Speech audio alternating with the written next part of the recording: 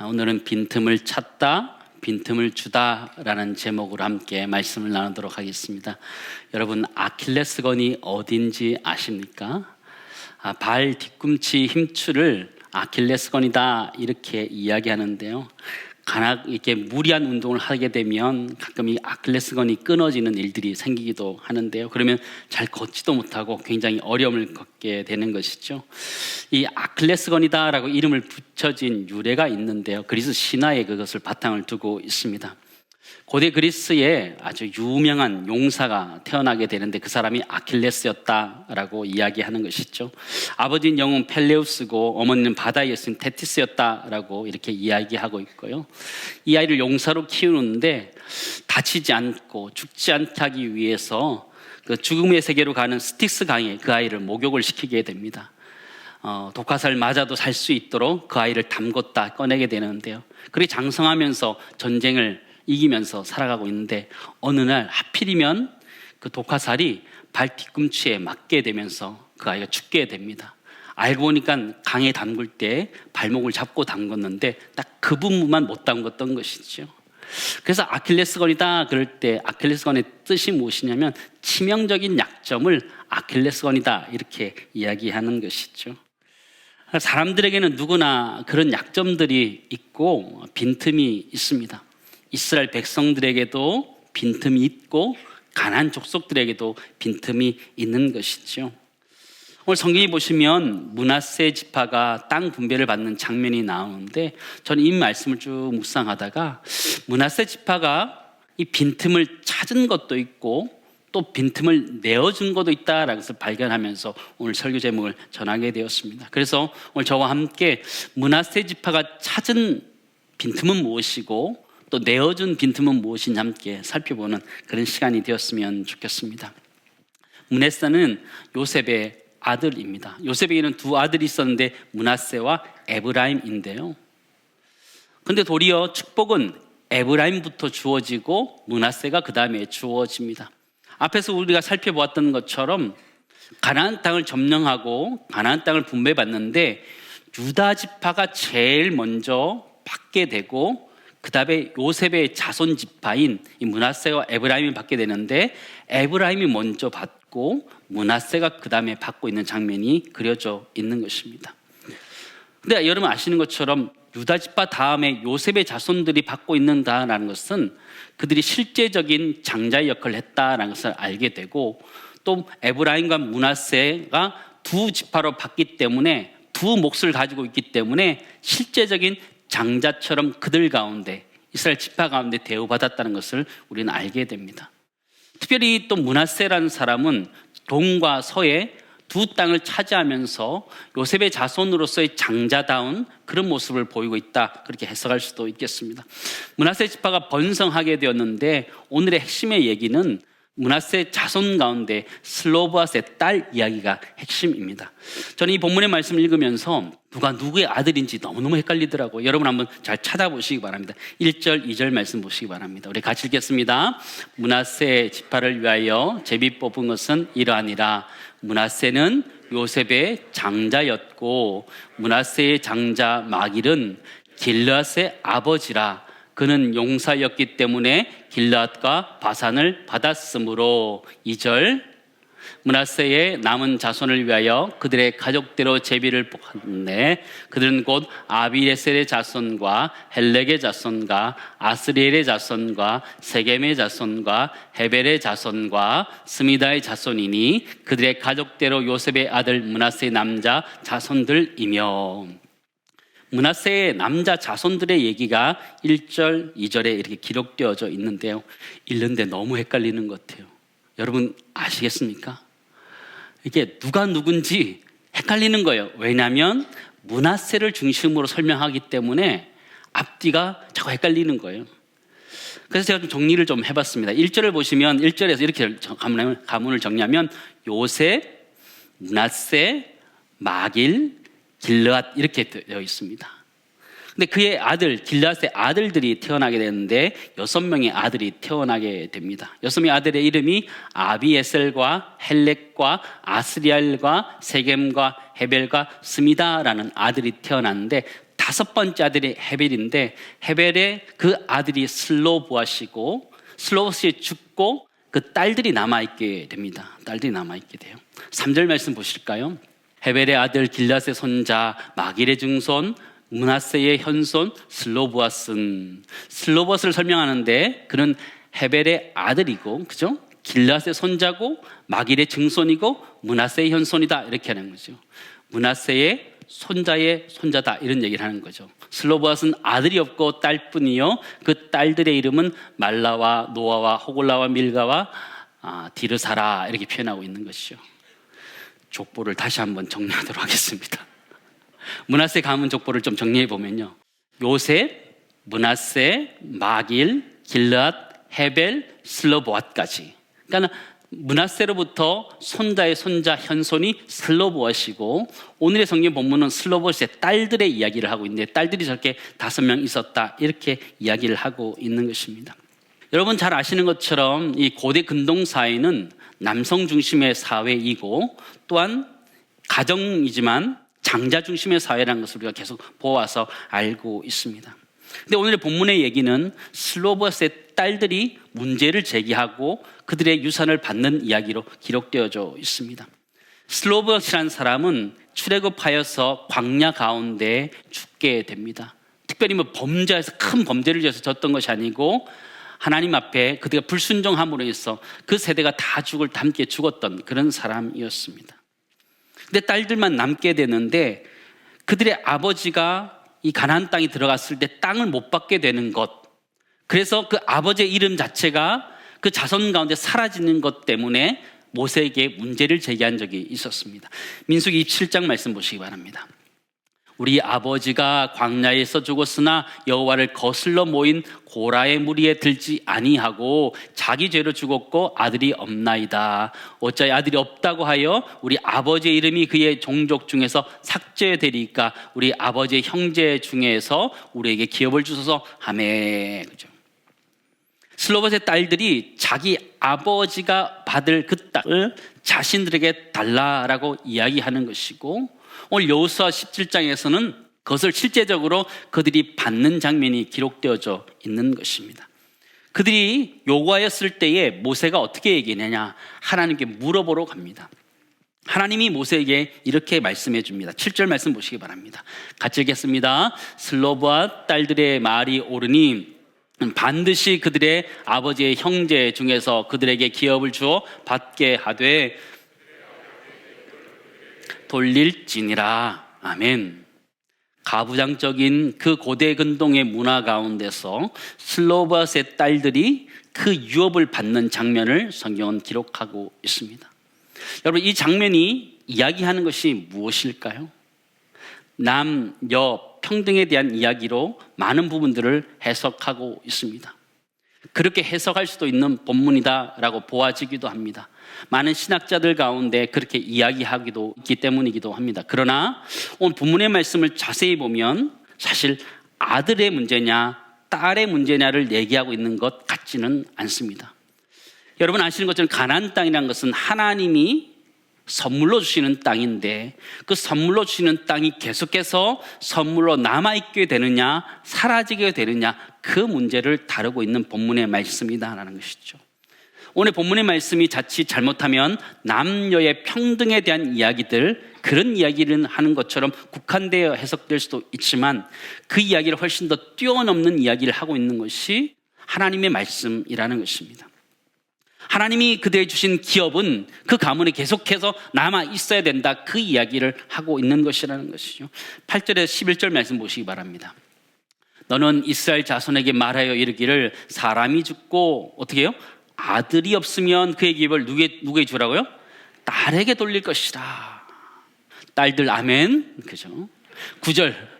그럼 딸도 없으면 그 기업을 그의 형제들에게 줄 것이요. 그러니까 이 본문의 말씀이 아들, 딸의 문제가 아니라는 것을 알게 되는 거죠. 형제도 없으면 그의 기업을 그의 아버지의 형제에게 줄 것이요. 그의 아버지의 형제도 없으면 그의 기업을 가장 가까운 친족에게 주어 받게 할지니라 하고 나 여호와가 너 모세에게 명령한 대로 이스라엘 자손의 판결의 규례가 되게 할지라. 그러는 것이죠. 슬로보앗의 딸들이 아버지의 땅을 유산으로 받은 것은 상속에 관련된 관례에서 빈틈을 찾은 것과 마찬가지로 굉장히 중요한 사건입니다. 그러나 이 사건이 정말로 의미하고자 하는 것은 단순히 상속에 관련된 것들을 빈틈을 메우는 정도가 아니라 하나님이 우리에게 주신 그 선물이 그대로 그 가문에, 그 기업에 선물이 계속 되어야 된다, 그 이야기를 하고 있는 말씀이라는 것이죠. 우리가 읽었던 민수기 27장의 말씀 보시면 아들이 없으면 그래요, 딸이 없으면, 형제가 없으면, 아버지의 형제가 없으면 이러면서 그 하나님께 주신 그 기업이 그 가문의 그 이름을 위해서 계속적으로 주어져야 된다는 이야기를 하고 있는 것을 우리는 보게 되시죠. 단순히 여자로서 상속을 받아서 그 빈틈을 메우는 그런 이야기가 아니라 하나님이 우리에게 주신 그 기업에 대해서 하나님 우리에게 끝까지 주고 싶어하는 하나님의 마음들을 표현하고 있는 구절이 이 구절이라는 것을 발견하게 됩니다. 므낫세 땅 분배를 받으면서 슬로보앗의 딸들에게 유산을 준 것은 그의 아버지의 이름으로 그들이 받은 것이, 하나님이 그 아버지에게 주고야 했던 그 축복을 그대로 그 가문이 가져가기를 원했던 것을 우리는 발견하게 된다는 것이죠. 중요한 것은 아들로서 받느냐 딸로서 받느냐는 것이 아니라 하나님이 주신 선물을 내가 받느냐 마느냐, 그것이 중요한 문제라는 것을 우리는 발견하게 돼요. 첫 번째 우리 정리하기 원하는 것은 이것입니다. 하나님이 주신 선물은 계속해서 하나님의 선물이 되어야 된다는 것을 우리에게 가르쳐주고 있어요. 하나님이 가나안 땅을 이스라엘 백성들에게 주었는데 그 이스라엘 백성에게 주신 그 땅은 끊임없이 그들에게 하나님의 선물이 되어야 된다는 것을 이야기하는 것이에요. 때로는 아들이 없다고 해서 그것이 사라지면 안 된다는 것이에요. 딸이 없다고 해서 사라지면 안 된다는 것이죠. 그것이 하나님이 주신 선물로서 그 가문 가운데 계속 되어야 된다는 것을 이야기하는 본문이라는 것이죠. 사랑하는 성도 여러분, 하나님이 우리에게 주신 선물이 계속해서 하나님의 선물이 될 수 있기를 간절히 소망합니다. 여러분, 그것이 무엇이 있을까요? 저는 생각해 보았습니다. 하나님이 나에게 주신, 우리에게 주신 선물이 무엇일까? 하나님 우리에게 주신 생명이 하나님의 선물이라면 이 생명도 끝까지 하나님의 선물이 될 수 있기를 간절히 소망합니다. 또 하나님이 주신 우리의 가정도 하나님의 선물이라고 할 수 있겠죠. 그렇다면 우리의 가정도 끝까지 하나님의 선물이 될 수 있기를 간절히 소망합니다. 또한 우리의 신앙도 마찬가지인 것 같아요. 우리 신앙도 하나님의 선물이라면 이 신앙도 끝까지 하나님의 선물이 될 수 있도록 애쓰고 노력해야 되는 것이 우리 자신이라는 것을 발견하게 됩니다. 사랑하는 성도 여러분, 하나님이 우리에게 주신 것, 선물들이 참 많이 있어요. 때로는 그 선물이 어떨 때 내 마음에 들지 않을 때도 있지만 하나님이 나에게 주신 그 선물은 끝까지 하나님의 선물이어야 된다는 걸 기억하면서 여러분, 하나님의 선물을 잘 지켜낼 수 있기를 주의 이름으로 축원합니다. 므낫세의 현손 슬로바스 딸들은 그것을 찾은 것입니다. 단순히 그들이 땅을 얻었다 그 정도가 아니고 하나님이 그 가문에 주시고 했던 그 축복들을 그들이 받아 누렸다라는 것을 이야기하고 있는데, 우리에게 주신 하나님의 선물 참 많이 있을 것 같아요. 그 하나님의 선물을 우리가 받아서 누리고 철저히 잘 지켜가는 은혜가 우리 모두에 있기를 간절히 소망합니다. 므낫세 지파는 그 빈틈을 찾아냈어요. 상속에 대해서 하나님께서 주신 기업이 어떤 지파에게는 소외될까봐, 어떤 자손에게는 소외될까봐 그래서 빈틈을 잘 찾아서 그것을 해결할 수 있었어요. 므낫세 지파는 이렇게 땅을 분배받게 되었습니다. 지도를 좀 보여주시죠. 저기 땅인데요, 위에가 그죠 갈릴리고 아래 호수가 사해라고, 위에 요단강이 가운데 흐르고 있죠. 요단강의 왼편에 므낫세 지파가, 서므낫세 지파가 땅을 얻게 되는데요, 저 땅에는 사마리아와 또 세겜 등 아주 중요한 도시들이 저기에 나와 있습니다. 참 좋은 땅을 얻게 되었다 우리는 알 수 있는데요, 그들이 하나님의 축복의 땅을 얻기도 했지만 또 가나안 족속에게 빌미를 주기도 합니다. 빈틈을 주기도 하는 사건이 기록되어져 있습니다. 12절 13절 우리 같이 읽도록 하겠습니다. 같이 읽겠습니다. 그러나 므낫세 자손이 그 성읍들의 주민을 쫓아내지 못하며 가나안 족속이 결심하고 그 땅에 거주하였더니 이스라엘 자손이 강성한 후에야 가나안 족속에게 노역을 시켰고 다 쫓아내지 아니하였더라. 우리가 여호수아서 말씀을 쭉 읽어보는데 사실 오늘 본문의 말씀은 우리가 처음 읽었는데 처음 읽은 것 같지 않은 느낌을 가지게 돼요. 왜 그렇죠? 앞에도 그런 일들이 반복되어 왔기 때문입니다. 계속해서 반복되어 왔어요. 15장에서는 유다 지파가 가나안 족속을 몰아내는데 다 쫓아내지 못했다 그랬어요. 16장에서는요, 에브라임 자손들이 쫓아내는데 다 쫓아내지 아니하였고 노역을 시켰다 이렇게 기록되어져 있고, 오늘 17장에는 므낫세 지파가 그렇게 하였다 이렇게 기록되어져 있는 거예요. 한번 살펴봤으면 좋겠는데요. 먼저 유다 지파가 땅 분배받을 때 이런 일이 있었습니다. 15장 63절입니다. 예루살렘 주민 여부스 족속을 누가? 유다 자손이 쫓아내지 못하였으므로 여부스 족속이 오늘까지 유다 자손과 함께 예루살렘에 거주하니라. 유다 지파는요, 아주 용맹한 지파였어요. 전쟁할 때면 항상 앞장섰던 용맹한 지파였어요. 그러나 그들이 쫓아내지 못하였더라. 성경은 이렇게 기록해 주는 그런 일들이 앞에 있었던 것이죠. 15장에 있었어요. 16장에 에브라임 자손을 보시기 바랍니다. 16장 10절입니다. 같이 읽겠습니다. 그들이 게셀에 거주하는 가나안 족속을 쫓아내지 아니하였으므로 가나안 족속이 오늘까지 에브라임 가운데 거주하며 노역하는 종이 되니라. 앞에 유다 지파도 못 쫓아냈는데 에브라임 지파도 못 쫓아내었다. 성경은 안 쫓아내었다 이렇게 표현하고 도리어 그들의 종을 삼았다 이렇게 이야기하고 있는 본문의 말씀이죠. 17장은요 더하는 거예요. 17장은 더해요. 가장 힘세고 가장 강력한 세 지파가 쫓아내지 못하는 거예요. 유다 지파도 쫓아내지 못하고 에브라임 지파도 쫓아내지 못하고 므낫세 지파도 쫓아내지 못해요. 이 세 지파는 이스라엘 12지파 가운데 가장 강력한 지파들이에요. 전쟁 때마다 앞장섰던 유다 지파고요, 나머지는 요셉 자손의 지파예요. 이들이 가지고 있었던 재물이나 재력이나 여러 가지 힘들은 어마어마했을 것이에요. 근데 이 지파들이 다 쫓아내지 못해요. 15장, 16장, 17장을 이렇게 좀 정리할 수 있을 것 같아요. 표를 좀 보여주시죠.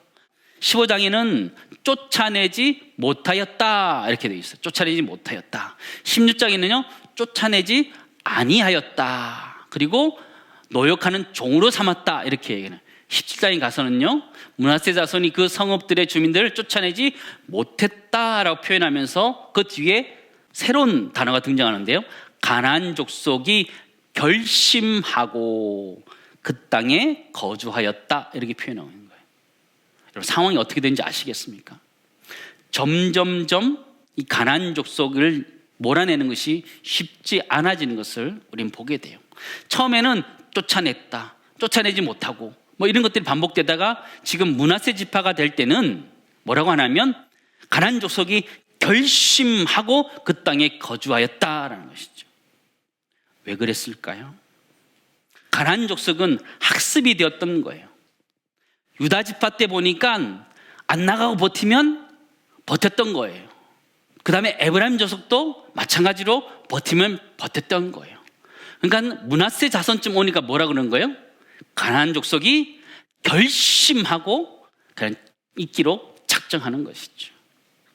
이스라엘 백성들이 가나안 족속에게 잘못된 메시지를 계속 전해줬던 거예요. 유다 자손부터 잘못 단추를 끼므로 해서 끝까지 잘못 가고 있는 모습을 보게 되죠. 다른 족속들은 어떨까요?